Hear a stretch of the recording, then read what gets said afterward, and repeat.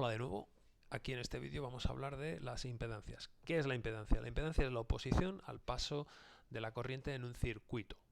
Y eso se corresponde o tiene bastante que ver con lo que decíamos en corriente continua, que la resistencia era la oposición al paso de la corriente. Bueno, pues en corriente alterna se denomina impedancia, porque la impedancia va a tener componente real y componente imaginaria. Y ya los más espabilados os estaréis dando cuenta de que la componente real de la impedancia se debe a las resistencias.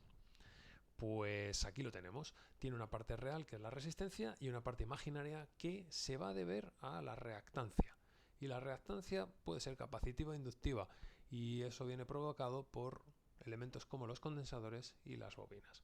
Bueno, acordaos que los condensadores y las bobinas en corriente continua tenían un comportamiento que consistía en el condensador conectado a una pila a través de una resistencia, pues al cabo del tiempo se iba cargando.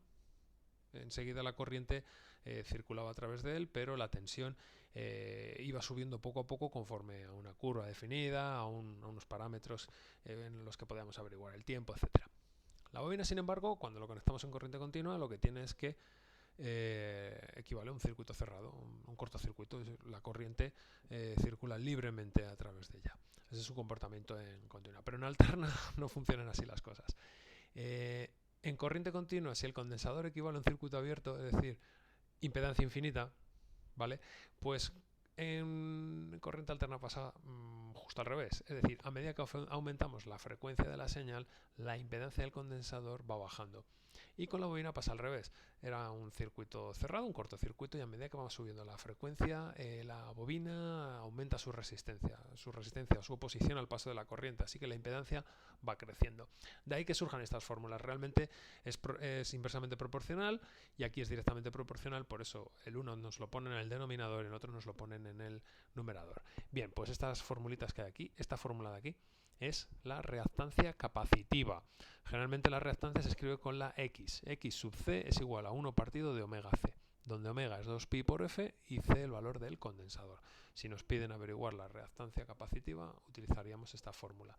Si me pidieran calcular la reactancia inductiva, que es X sub L, nosotros haríamos esto, 2 por pi por F por L, ¿de acuerdo? Bien, ¿cómo C y L qué son? Bueno, pues C representa la capacidad del condensador y L a la inductancia de la bobina. Bueno, pues entonces, veamos. El condensador se mide en faradios. Nos tendrían que decir de cuántos faradios es el condensador y nosotros pondríamos ese valor ahí.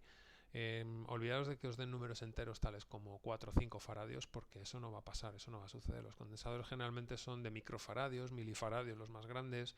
Hombre, los hay de faradio, pero es una cosa ya muy, muy rara, muy poco habitual. Y las bobinas se miden en henrios. Y los henrios nos suelen dar valores como milihenrios, etc. Aquí vamos a tener que tirar siempre de calculadora. Pero hemos hablado solo de las reactancias. ¿Cuál es su impedancia? Pues para que sea una impedancia, tenemos estas fórmulas. La impedancia se representa por la letra Z, ponemos una C en pequeño aquí para referirla al condensador, y esta es la fórmula. 1 partido J omega C. La J la podemos subir arriba, pero ojo, hay que cambiar el signo. Si la subimos arriba se cambia el signo, siempre. Así que 1 partido de 2pi FC, y con la menos J sería la impedancia del condensador. Y con la bobina, pues prácticamente lo mismo, solo que tiene la J delante y es positiva. Por lo tanto es 2pi F por L por J. Y esta es la impedancia de la bobina. Y esto no tiene mayor complicación ni mayor historia. Para hacer luego los cálculos de corrientes, pues lo que tenemos que averiguar son las zetas.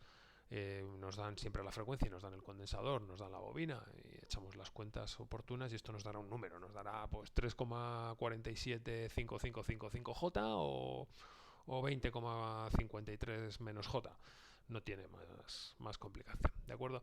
Así que en el siguiente vídeo lo que vamos a ver ya son cálculos conectando generadores a resistencias, bobinas, condensadores, etc. Así que nos vemos en el siguiente.